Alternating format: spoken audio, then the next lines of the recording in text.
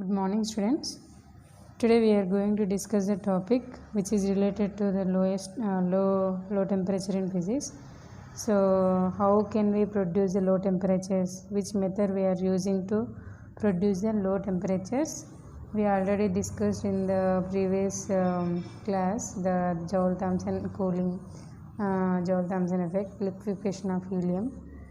From those also we got liquid, not liquid, we got low temperatures. Okay, so today we are going to discuss the topic adiabatic demagnetization. Before going to that, we have to know that the fact the lowest temperature of the material, any material, the lowest temperature can be reached by the boiling of low liquid hydrogen, liquid helium, liquid nitrogen, like that. Okay, so from those in our experiments we have to use those liquid hydrogen, liquid helium for getting low temperatures. Okay, so in 1926 Debye and Giac those are explored that demagnetization, adiabatic demagnetization.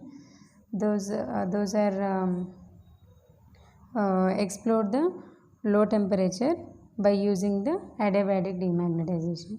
Okay, so what is our adiabatic demagnetization?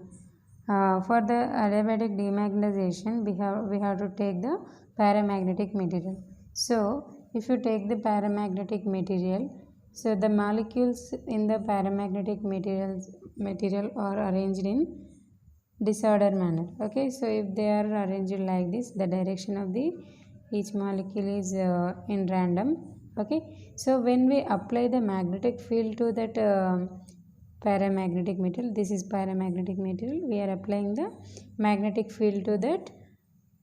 That means we are magnetizing that paramagnetic material. So this is nth pole and south pole, north pole and south pole. Okay, so when we apply the magnetic field, that is that means we are magnetizing the paramagnetic material. Then what happen? The molecules in the paramagnetic material is or arranged in orderly. Okay, so order manner, and also the direction of the molecules are in the direction of the magnetic field. And when we apply that magnetic field, the temperature of the paramagnetic material is rises. That means it will be warm. Okay, so this is what happen in the material when we apply that magnetic field. Okay, so so we have to discuss the adiabatic demagnetization. For that we have to take that paramagnetic material, then we have to demagnetize that. So then what happened? If we apply the magnetic field, there is a rise in temperature.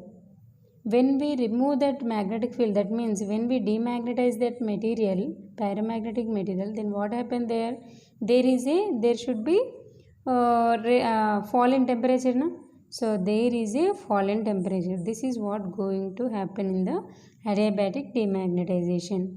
So coming to the principle of adiabatic demagnetization, when the paramagnetic material or material is nothing but magnetic substance which is already magnetized. Okay, so that is suddenly demagnetized, it shows what happened. It shows fall in temperature. There is a slight fall in temperature in that paramagnetic material. Okay, so but if the paramagnetic material is already at sufficient low temperature, when we demagnetize that material, then what happens? There is a fall in temperature that can be considerable. We can measure that. Okay, so that process is called adiabatic demagnetization. Okay, so we have to go the experimental arrangement. So okay, so this is the principle. When a paramagnetic material which is already magnetized, that magnetized paramagnetic material suddenly demagnetized, it shows slight fall in temperature. If the substance is already at sufficient low temperature, then the fall in temperature is considerable. This process is called adiabatic demagnetization. Okay, so this is our experimental setup. Okay, so initially we have to take paramagnetic material, that is gadolinium sulfate is taking in this. Okay, so this paramagnetic material, the paramagnetic substance is suspended to a vessel A. Here there is a vessel A. So here the paramagnetic material is suspended to vessel A. Okay, so in the vessel A we have gaseous helium. The vessel A is filled with the gaseous helium, and this vessel is surrounded by coils, coil M,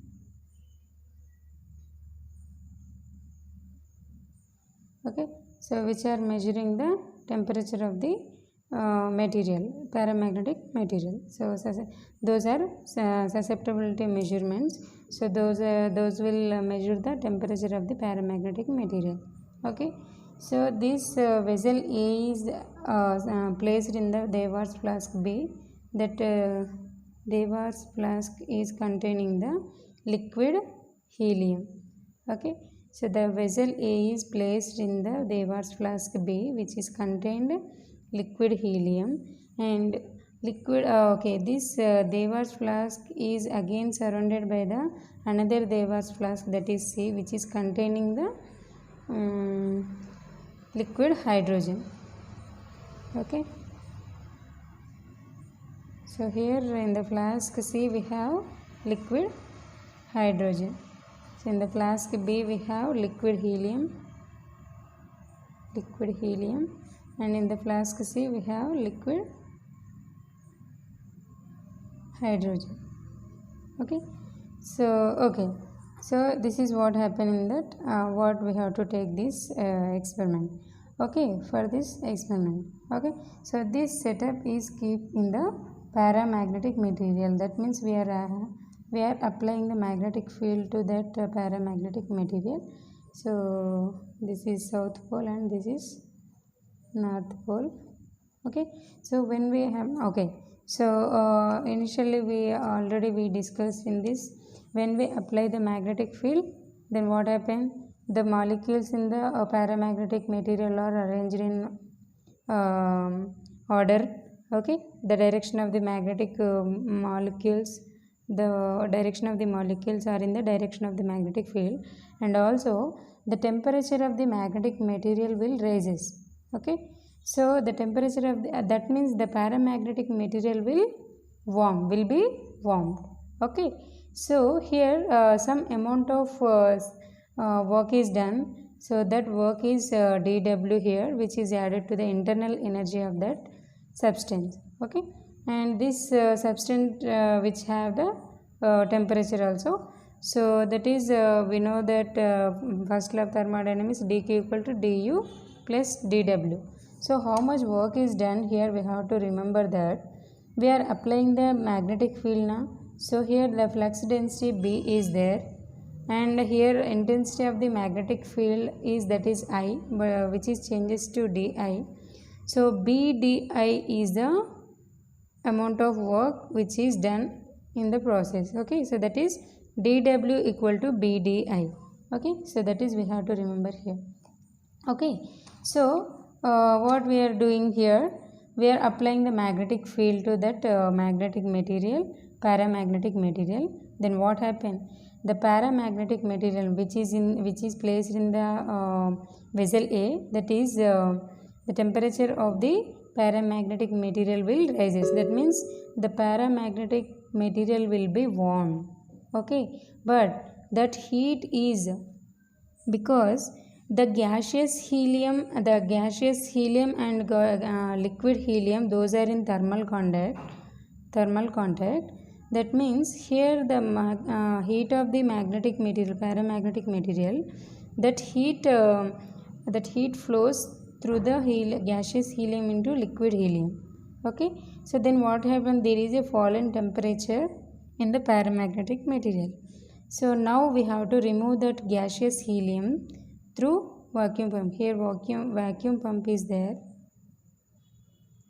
Okay, so we have to remove that gaseous helium through vacuum pump. Then what happened? The vessel A is insulated. That means paramagnetic material is insulated. When we demagnetize that material, we demagnetize, that means we are switch off the magnetic field. We are removing the magnetic field from that paramagnetic material. Then what happened? There is a fall in temperature that can be measured by susceptibility measurements. So this is what happened in that process. Okay, so we have to do that derivation for that adiabatic demagnetization. So for that we have to take first law of thermodynamics, that is dq equal to du plus dw. So du is the internal energy of the paramagnetic substance, dq is the amount of heat, that is temperature, and dw is the amount of work is done there now. So that is bdi, we know already. So that is bdi. We are demagnetizing, that means we are removing the magnetic field, that means here minus b is there. So that is dw equal to, we can write minus bdi. Okay, so we have to remember this. So this is our first law of thermodynamics, that is we can write the first law of thermodynamics, du equal to dw is nothing but pdv, you know already. Okay, so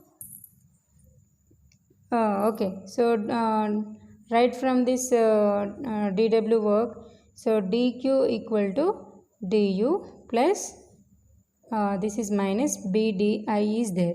Okay, so here compare these two equations. P is replaced by minus I, U is replaced by I. Okay, P is replaced by minus B, V is replaced by I. Okay, so from second law of thermodynamics, what is the second law of thermodynamics? dq equal to TdS. I am writing directly. TdS is dq. In the place of dq, I am writing here TdS. TdS equal to du minus bdi. Let this equation number 1. Okay, so this equation is comparing to this. If we compare these two equations, p is replaced by minus b and v is replaced by I here. Okay, so from Maxwell third equation, what is that Maxwell equation? Dou t by dou p at S, that is equal to dou v by dou S at p. Okay, so substitute in the place of p, that is minus b. In the place of v, we have to substitute I here.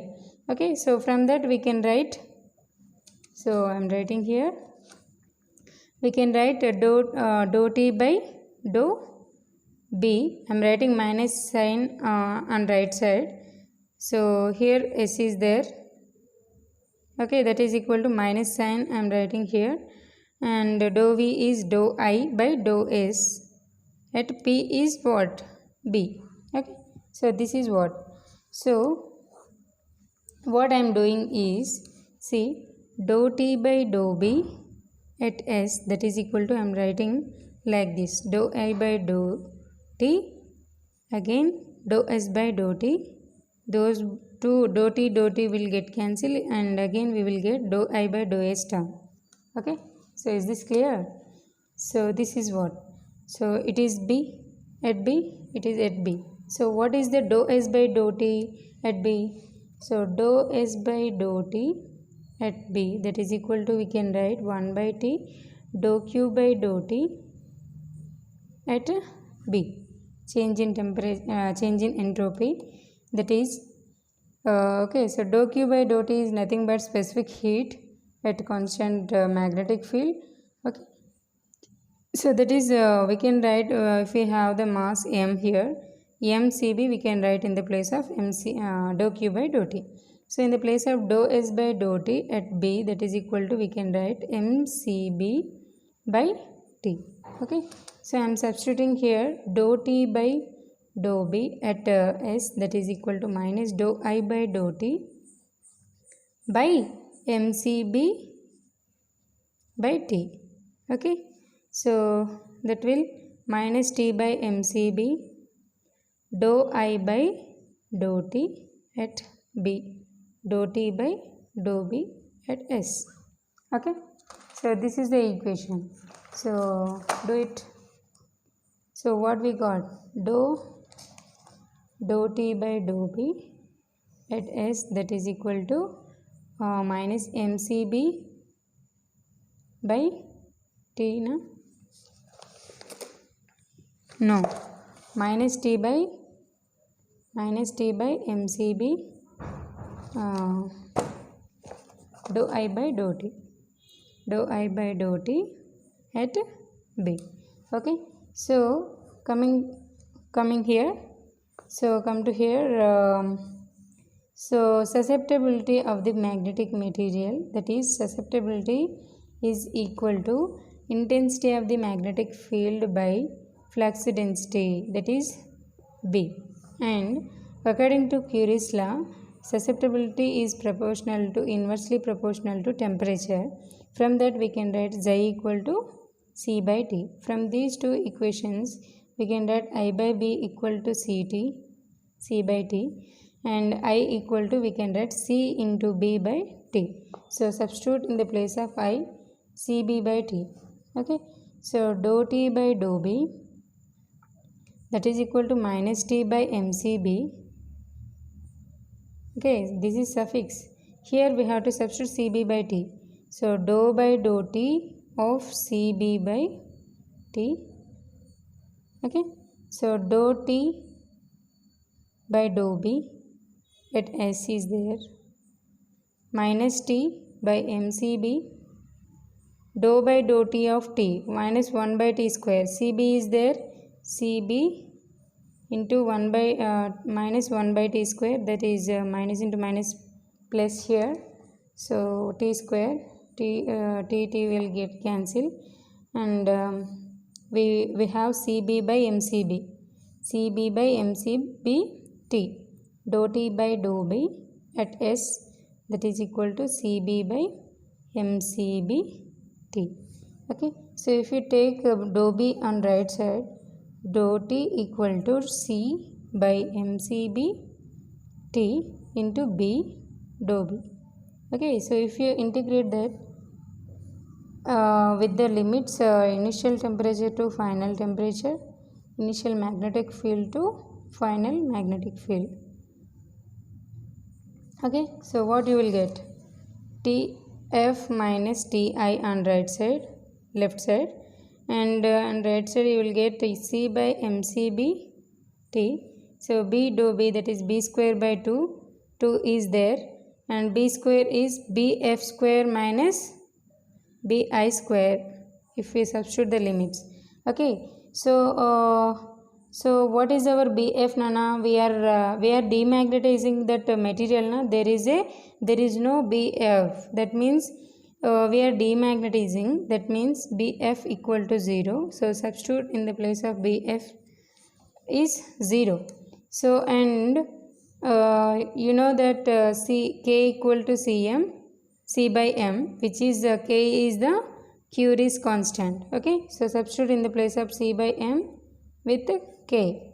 So Tf minus Ti, that is equal to K by 2CB T Bi square minus Bi square. Bf square, Bf is 0, that is final magnetic field is 0. Why? Because we are demagnetizing.